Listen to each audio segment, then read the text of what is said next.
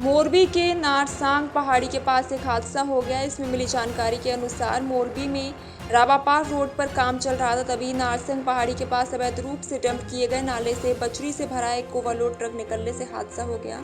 इससे 2 महिलाएं गंभीर रूप से घायल हो गई। इस हादसे का मुख्य कारण कहीं ओवरलोड बजरी भरा ट्रक तो कहीं अवैध रूप से खोदा गया नाला माना जा रहा है। और इसी तरह मोरबी जिले में कई जगहों पर राजशाही के समय की नहरों की शॉपिंग मॉल और सड़कों में तब्दील कर दिया गया, जबकि भविष्य में भी मोरबी जिले में कभी न कभी कोई दुर्घटना घट चुकी है। इस वक्त इस हादसे पर नगर निगम अधिकारी ने कहा कि ये हादसा एक निजी शॉपिंग मॉल के द्वारा 15 साल पुरानी नालू बुरी पक्की सड़क पर अवैध निर्माण के कारण हुआ है। फिर सवाल ये उठता है कि नगर पालिका को इसकी जानकारी होने के बावजूद भी इस अवैध नाला बुरवा वाले बिल्डर के खिलाफ कोई कार्रवाई क्यों नहीं की गई।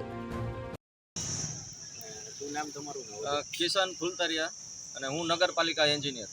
કિશનભાઈ, આજે ગઈકાલે બાપા સીતારામ ગ્રુપમાં ઘટના બની, એ કઈ રીતે ઘટના બની, તમારા ધ્યાનમાં આવ્યું હતું અને તમને ક્યારે જાણ થઈ, પછી આપ દ્વારા શું કાર્યવાહી કરવામાં આવી?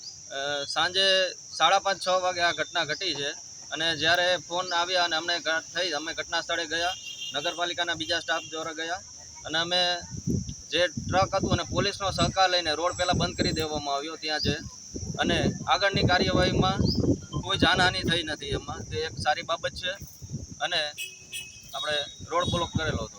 કિશનભાઈ, આજે વોકરો છે એ વોકરા ઉપર આ રોડ ક્યારે અંદાજિત બનાવવામાં આવ્યો હશે, કોના દ્વારા બનાવવામાં આવ્યો હશે, ને આ રીતનું જે દબાણ અન્ય સ્તરે હોય કે આ જગ્યાએ થયું હોય તો એમાં કઈ રીતે કાર્યવાહી કરશે?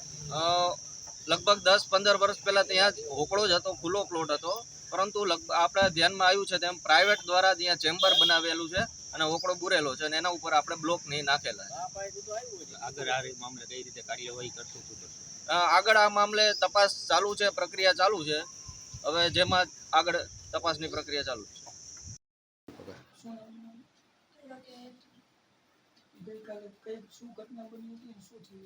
અમે જતા હતા અમારા ટ્રેલ્સની ગાઈડ લેવા અને રિટર્ન આવતા હતા, એક રસ્તો ચાલુ છે ત્યાંથી ને ત્યાં નાલું છે, અમે તે સાઈડથી નીકળતા હતા, ત્યાંથી ખટારો જતો હતો અને એ નાલામાં ખટારો ખસી ગયો અને એ અમારી પાછળ ગયેલો, બીજું કાંઈ